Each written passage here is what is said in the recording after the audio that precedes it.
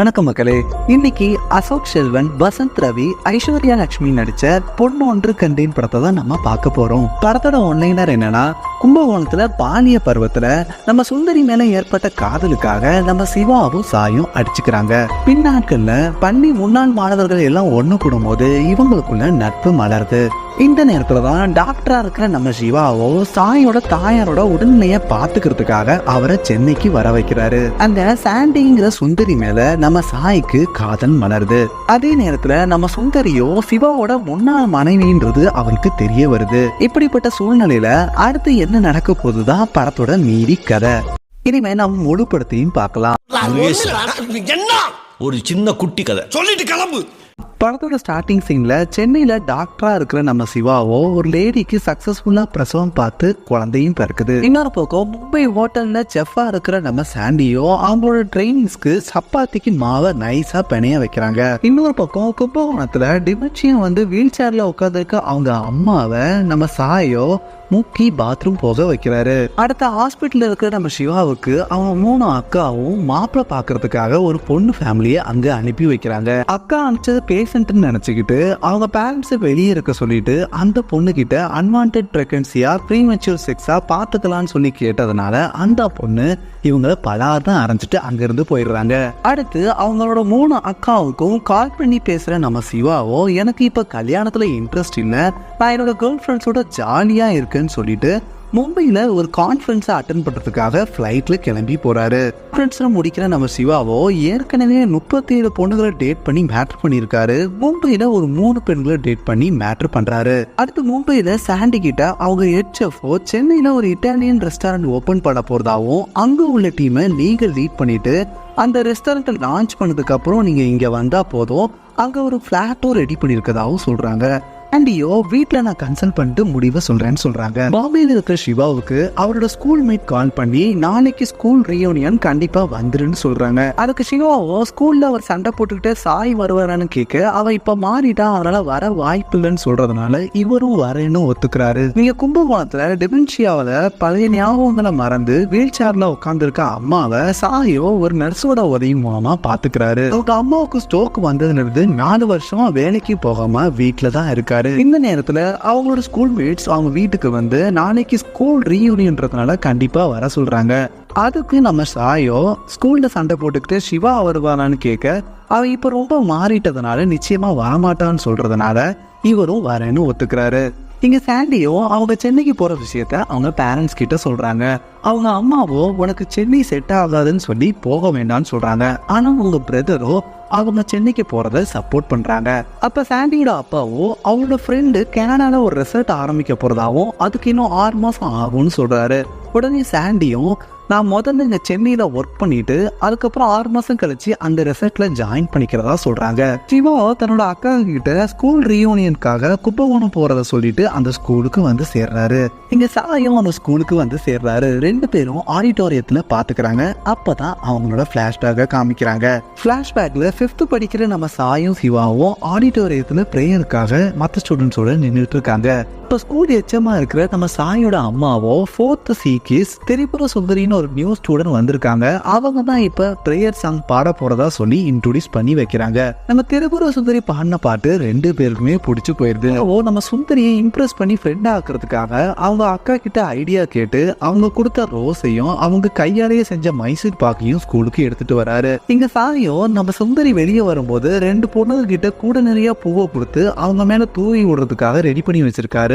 அப்படியே சரவெடி வெடிக்கிறதுக்காகவும் ரெடி பண்ணி வச்சிருக்காரு. ஸ்கூல் பேர் அடிச்சு சுந்தரி வெளியே வரும்போது நம்ம சிவாவோ ரோஸை கையில கொடுத்துட்டு அந்த மைசூர் பாக்கையும் சாப்பிடறதுக்கு கொடுக்குறாரு. அவங்க சாப்பிட்டு டேஸ்டா இருக்குன்னு சொல்லிட்டு நம்ம சிவாவோட கன்னத்தை கிள்ளிட்டு கன்னத்திலேயே ஒரு கிஸ்ஸை கொடுத்துடுறாங்க. இதை தெரிஞ்சுக்கிட்டு நம்ம சாயோ நேரா சிவா கிட்ட போய் சண்டை போடுறாரு.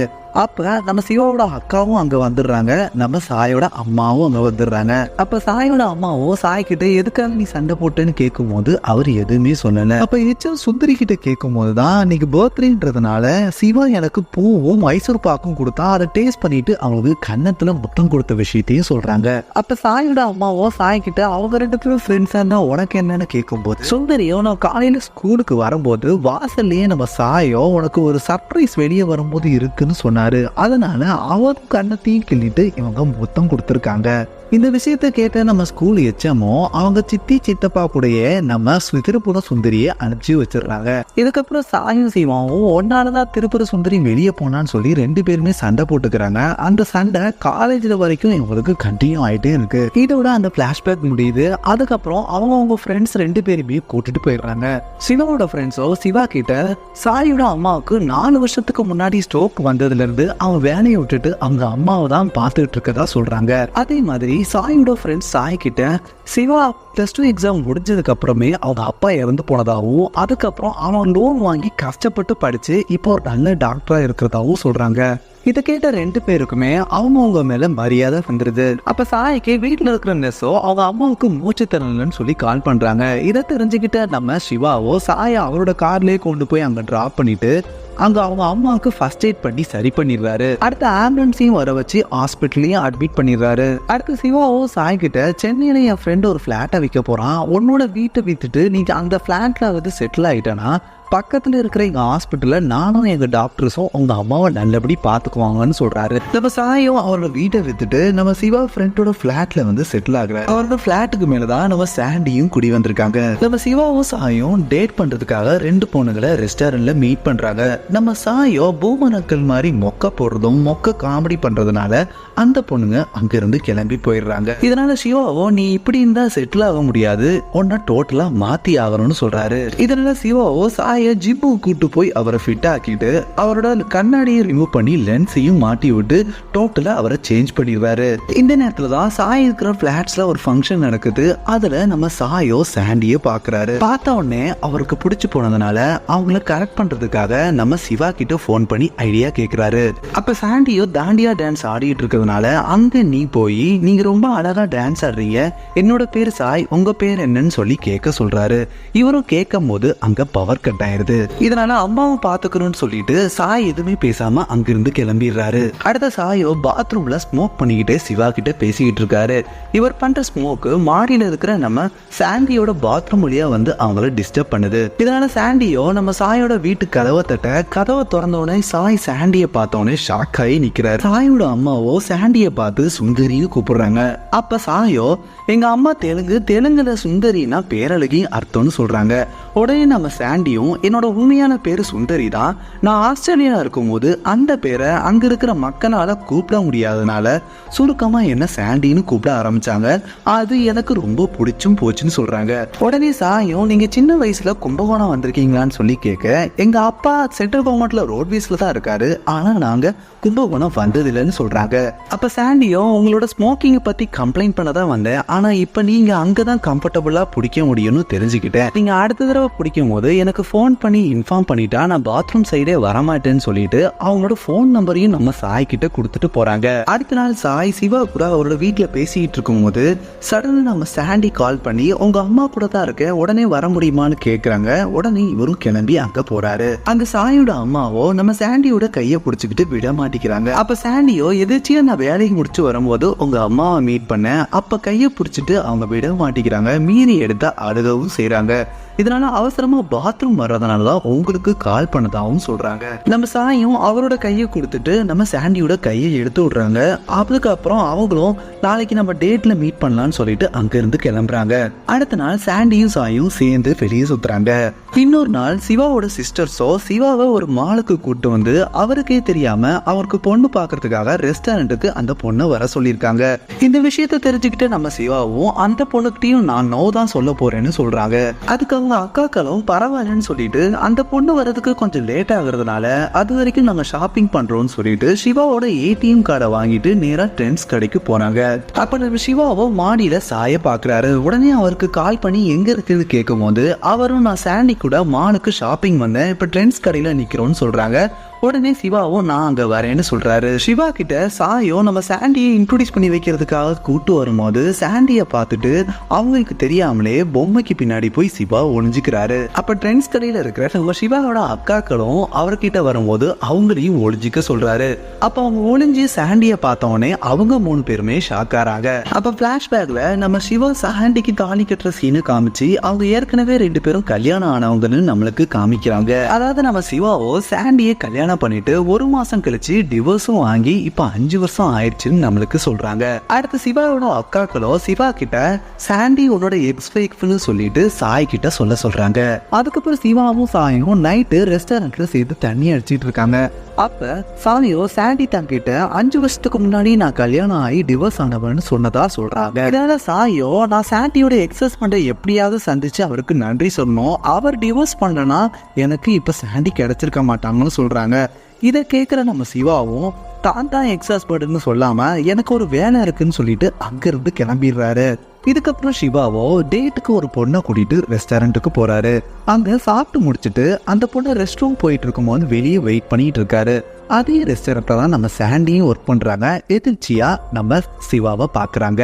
சாண்டியோ இன்னும் 2 வீக்ஸ்ல இந்த ரெஸ்டாரண்ட் லான்ச் பண்ண போறோம், அதுக்கு இன்வைட் பண்றதுக்காக சிவா கிட்ட அவரோட நம்பரை கேட்கறாங்க.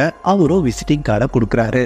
இவங்களோட நம்பரை ஷேர் பண்றதுக்கு முன்னாடியே அந்த ரெஸ்ட் ரூம் போன டேட்டுக்கான பொண்ணு வெளியே வர்றதுனால என்னோட நம்பரை நான் மெசேஜ் பண்றேன்னு சொல்லிட்டு அங்கிருந்து சாண்டி கிளம்புறாங்க. இதுக்கப்புறம் சாயோ தொடர்ந்து நம்ம சிவாவுக்கு கால் பண்ணி நான் சாண்டியை ஏர்லி மார்னிங்க்கு வாக்கிங் கூப்பிடலான் இருக்கேன், அவளை லைட் ஹவுஸ்ல வச்சு ப்ரொபோஸ் பண்ணலான் இருக்கேன், கும்பகோணத்துலயே கல்யாணம் பண்ணிக்கலான் இருக்கலாம்லாம் சொல்றாங்க. இதை கேட்டு டென்ஷன் ஆகிற நம்ம சிவாவோ இவங்க 2 பேரும் டூயட் பாடுற மாதிரியும் அதுல 2 பேரும் ரொம்ப க்ளோஸா இருக்கிற மாதிரிலாம் கற்பனை பண்றாரு.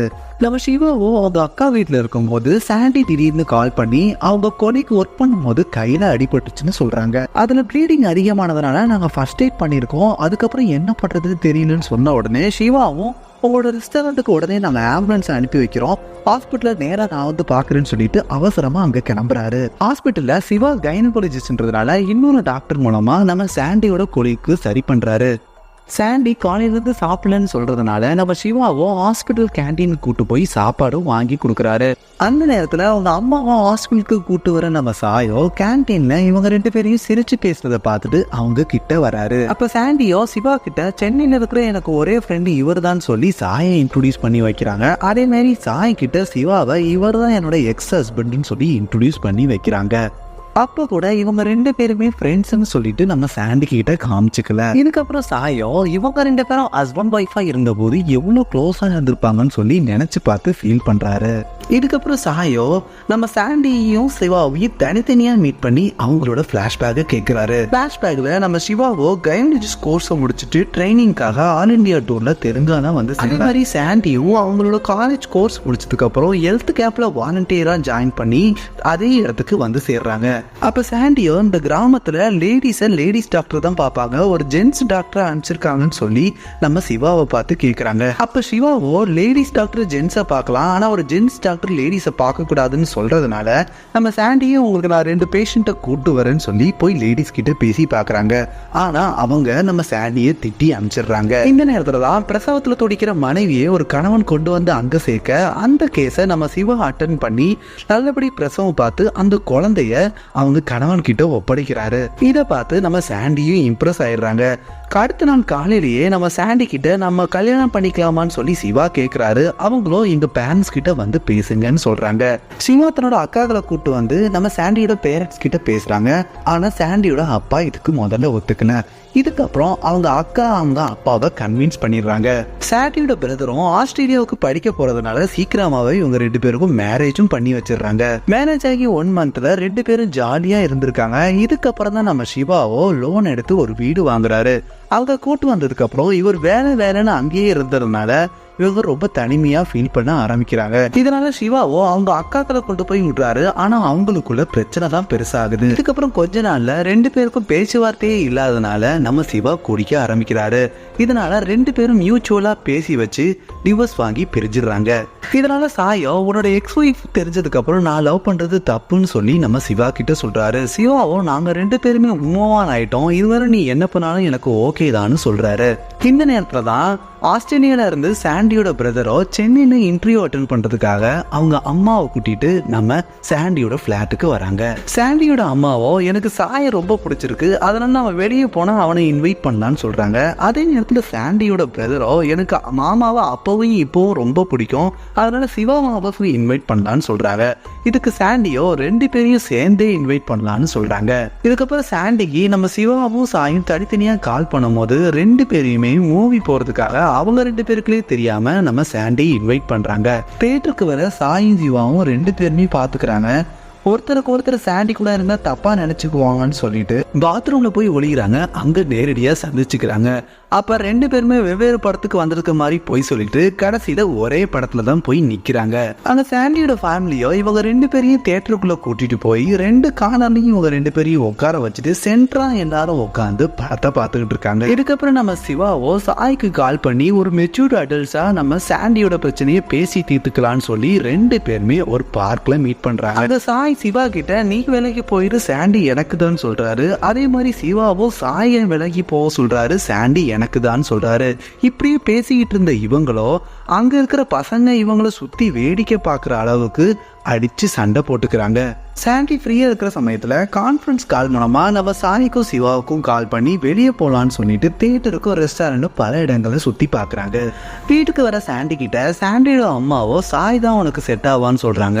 சாண்டியோட பிரதரோ உனக்கு சிவா தான் செட் ஆவான்னு சொல்றாங்க. சாண்டியோ எனக்கு ரெண்டு பேருமே பிடிச்சிருக்குன்னு சொன்ன உடனே சாண்டியோட பிரதரோ நீ ஒருத்தரை தான் சூஸ் பண்ணி ஆகணும், அதனால ரெண்டு பேரையும் தனித்தனியா டேட்டு கூட்டு போய் யார் பெட்டரா இருக்காங்கன்னு சூஸ் பண்ணுன்னு சொல்லி ஐடியா கொடுக்குறாரு. இதுக்கப்புறம் சாண்டியோ நம்ம சிவாவை தனியா டேட்டுக்கு கூட்டு போய் சுத்தி பாக்குறாங்க. அதே மாதிரி சாயையும் தனியா டேட்டுக்கு கூட்டு போய் சுத்தி பாக்குறாங்க.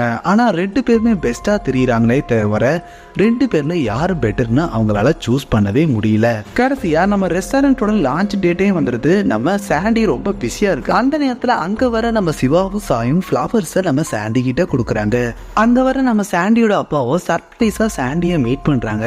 அப்ப சாண்டியோட அப்பா சிவாவை பார்த்த உடனே இவன் இங்க வந்திருக்கான்னு சொல்லி கேட்க நம்ம சாண்டியும் நாங்க பேசி இப்ப ஃப்ரெண்ட்ஸ் ஆயிட்டதா சொல்றாங்க. நம்ம சாண்டியோட அப்பா கிட்ட நம்ம சாயையும் சிவாவையும் மறுபடியும் இன்ட்ரோடியூஸ் பண்ணிட்டு கிச்சன்ல வேலை இருக்குன்னு சொல்லிட்டு அங்க இருந்து கிளம்ப அவங்க கூடயே சாண்டியோட அம்மாவும் பிரதரும் கிளம்பி போறாங்க. சாண்டியோட அப்பாவோ நம்ம சிவா கிட்டையும் சாய் கிட்டையும் என் ஃப்ரெண்டு கனடால ரிசர்ட் ஓபன் பண்ண போறதாவும் அங்க சாண்டி ஜாயின் பண்ண போறதாவும் அதுக்கான ஏற்பாடுகள் எல்லாம் நான் ரெடி பண்ணிட்டேன், இன்னும் கொஞ்ச நாள்ல கிளம்பி போறதாவும் சொல்றாங்க. இதுக்கப்புறம் ரெண்டு பேருமே சரக்கு அடிச்சுட்டு கிச்சன்ல இருக்கிற நம்ம சாண்டியை சந்திச்சு நான் உன்னை நல்லபடி பாத்துக்கிறேன்னு மாறி மாறி சொல்றாங்க. அந்த நேரத்துல நம்ம டாப் செஃப் நம்ம சாண்டியை கூப்பிடுறதுனால அவங்கள போய் மீட் பண்றாங்க. சாண்டியோ டாப் செஃப் கிட்ட எல்லாமே பெர்ஃபெக்டா ரெடியா இருக்குன்னு சொல்லி சொல்றாங்க. அவரும் அங்க இருந்து கிளம்புறாரு. அப்ப இவங்க ரெண்டு பேர்கிட்டயும் என்னோட பிக் டே இன்னைக்கு, இதை எப்படியோ ஸ்பாயில் பண்ணிடாதீங்கன்னு சொல்றாங்க. அந்த நேரத்துல சிவாவோட அக்காக்களும் அதே மாதிரி சாயோட அம்மாவும் அந்த வீட்டுல பாக்குற நர்ஸும் அங்க வராங்க. இதை பார்த்துட்டு நம்ம சாண்டி எதுக்கு இவங்க வராங்கன்னு கேட்கும் போது உங்க அப்பாவும் உனக்கு கனடால வேலை கிடைச்சிருக்கிறதால நீ உடனே கிளம்ப போறதா சொன்னாங்க, அதனால நீ இங்க இருந்து போக கூடாதுன்னு கன்வின்ஸ் பண்றதுக்காக அவங்கள கூப்பிட்டதா ரெண்டு பேருமே சொல்றாங்க. ரெண்டு பேருமே ஒருத்தர் மாத்தி குறை சொல்லிக்கிட்டு இருக்கும் போது அவங்க ஸ்கூல்ல நடந்த விஷயங்களையும் சொல்றதுனால நம்ம சாண்டிக்கு நம்மளுக்கு முன்னாடியே இவங்க ரெண்டு பேருக்கும் ஒருத்தர் தெரியிற விஷயம் தெரிஞ்சு போயிருது. அதோட விட்டிடாம நம்ம சிவாவும் சாயும் பக்கத்துல இருக்கிற டேபிள்ல ஒயின் கிளாஸ அழகா வரிசையா அடுக்கி வச்சிருக்குத இவங்க ரெண்டு பேரும் சண்டை போட்டு அந்த டேபிள தள்ளி விட்டு உடைச்சிடுறாங்க. சாண்டியும் ஒருத்தருக்கு ஒருத்தர் தெரியிற விஷயத்தையே மறைச்சு என்னை ஏமாத்திருக்கீங்க, என்னோட பிக் டேயும் ஸ்பாயில் பண்ணிட்டீங்க, கனடா போறதை தவிர எனக்கு வேற எந்த வித ஆப்ஷனும் இல்லைன்னு சொல்லி அவங்க அப்பா கிட்ட அதுக்கான ஏற்பாடுகளை செய்ய சொல்லிட்டு அங்கிருந்து வேகமா நடந்து போறாங்க. இவங்க சண்டை போட்ட கேப்ல அந்த வீல் சேர்ல இருந்த நம்ம சாயோட அம்மாவை காணோம். இதனால சிவாவும் சாயும் சேர்ந்து தேடுறாங்க. அவங்க பேக் கார்டன்ல இருக்கிறத கண்டுபிடிக்கிறாங்க. அப்ப சாயும் நீ தான் எங்க அம்மாவை காப்பாத்தின, அதை விட்டுட்டு உன்கிட்ட போட்டி போட்டேன் பாருன்னு சொல்லிட்டு சாண்டி உனக்கு ஏத்தவன் தான் இவர் சொல்றாரு. அதே மாதிரி சிவாவும் சாய் கிட்ட நீ உனக்கு தான் சாண்டி ஏத்தவன்னு சொல்லிட்டு இருக்காங்க. இப்படி மாறி மாறி இவங்க சொல்லிட்டு இருக்கும் போது சாண்டியே அங்க வந்து ராங்கிட்டையும் சாயும் சிவா தான் உனக்கு ஏத்தவன் சொல்றாரு. அதே மாதிரி சிவாவும் சாய் தான் உனக்கு ஏத்தவன் சொல்லிட்டு இருக்காங்க. இந்த நேரத்துல பின்னாடி ஒரு பொண்ணு வந்து நிக்கிறாங்க. பிளாஷ்பேக்ல இவங்க ரெண்டு பேரும் சண்டை போட்டுட்டு இருக்கும் போது நம்ம சாயோட அம்மாவும் வீல் சேரை தள்ளிக்கிட்டு பேங்க் கார்டனுக்கு வராங்க. அப்ப இந்த லான்ச் அட்டன் பண்ண வந்த இவங்க தான் இவங்களை தடுத்து நிறுத்திருக்காங்க. இவங்க வேற யாரும் கிடையாது, சின்ன வீட்டுல ஸ்கூல்ல இவங்க ரெண்டு பேரும் அடிச்சுக்கிட்ட திரிபுர சுந்தரி இவங்க தான். தெரிஞ்சுக்கிட்டு நம்ம சிவாவும் சாயும் நம்ம சுந்தரிய பார்த்து ஜொண்டு விட்டுக்கிட்டு கடலை போட்டுக்கிட்டு இருக்காங்க. இதை பார்த்து வெறுப்படைகிற நம்ம சாண்டியும் அங்கிருந்து கோவமா கிளம்ப ட்ரை பண்றாங்க. ஆனா அதை கவனிக்காம இவங்க மறுபடியும் கடனை தான் போட்டுக்கிட்டு இருக்காங்க. உடனே நம்ம சாண்டியும் சிவாவையும் சாயும் கூப்பிடுறாங்க. அதை கண்டுக்காத அவங்க ரெண்டு பேருமே தொடர்ந்து நம்ம சுந்தரி கிட்ட தான் கடலை போட்டுட்டு இருக்காங்க. உடனே நம்ம சுந்தரியும் உங்களை தான் கூப்பிடுறாங்கன்னு சொல்லி ரெண்டு பேரையும் கையை பிடிச்சி இழுத்துக்கிட்டு நேரா சாண்டி கிட்ட கூட்டு போறதோட இந்த படத்தை முடிச்சிடுறாங்க.